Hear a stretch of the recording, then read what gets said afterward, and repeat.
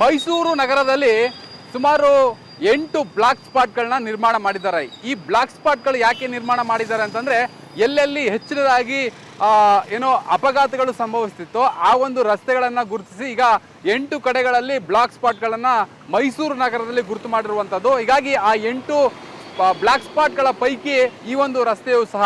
ನಾನು ತೋರಿಸ್ತಾ ಇರುವಂತಹ ರಸ್ತೆ ಯಾವುದು ಅಂತಂದರೆ ಮೈಸೂರು ಊಟಿ ರಸ್ತೆ. ಇದು ಮೈಸೂರು ಊಟಿ ರಸ್ತೆಯಲ್ಲಿ ಬರ್ತಕ್ಕಂತಹ ಎಲೆ ತೋಟ ಏನಿದೆ ಅಲ್ಲಿಂದ APMC ಮಾರುಕಟ್ಟೆ ಇದೆಯಲ್ಲ, ಮಾರುಕಟ್ಟೆ ಮತ್ತು ಈ ನಡುವೆ 2 ಬ್ಲಾಕ್ ಸ್ಪಾಟ್ಗಳನ್ನು ಈಗಾಗಲೇ ನಿರ್ಮಾಣ ಮಾಡಿದ್ದಾರೆ.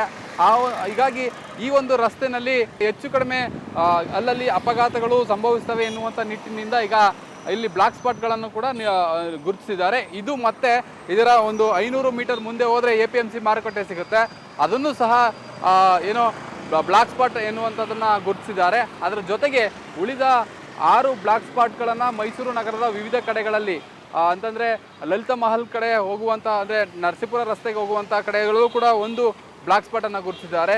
ಉಳಿದ ಹಾಗೆ ಏನೋ ವಿವಿಧ ಕಡೆಗಳಲ್ಲಿ VV ಪುರಂ ಆಗಿರ್ಬೋದು ಮತ್ತು ಮೈಸೂರು ನಗರದ ವಿವಿಧ ಕಡೆಗಳಲ್ಲಿ ಒಟ್ಟು 6 ಬ್ಲಾಕ್ ಸ್ಪಾಟ್ ಇತ್ತು. ಈಗ ಮತ್ತೆ 2 ಎಕ್ಸ್ಟ್ರಾ ಆಗಿರುವಂಥದ್ದು. ಅಂತಂದರೆ ಕಳೆದ ವರ್ಷದಲ್ಲಿ 12 ಬ್ಲಾಕ್ ಸ್ಪಾಟ್ಗಳಿತ್ತು ಮೈಸೂರು ನಗರದಲ್ಲಿ. ಆದರೆ ಹೆಚ್ಚಿನ ಕ್ರಮವನ್ನು ವಹಿಸಿರೋದ್ರಿಂದ ಈಗ ಅದು 12ರಿಂದ 6 ಬ್ಲಾಕ್ ಸ್ಪಾಟ್ಗೆ ಬಂತು. 6ರಿಂದ ಮತ್ತೀಗ 2 ಹೆಚ್ಚಾಗಿದೆ. ಒಟ್ಟು ಮೈಸೂರು ನಗರದಲ್ಲಿ ಈಗ 8 ಬ್ಲಾಕ್ ಸ್ಪಾಟ್ಗಳು ಇರುವಂಥದ್ದು ಅಧಿಕಾರಿಗಳು ಮಾಹಿತಿ ನೀಡಿರುವ ಹಾಗೆ.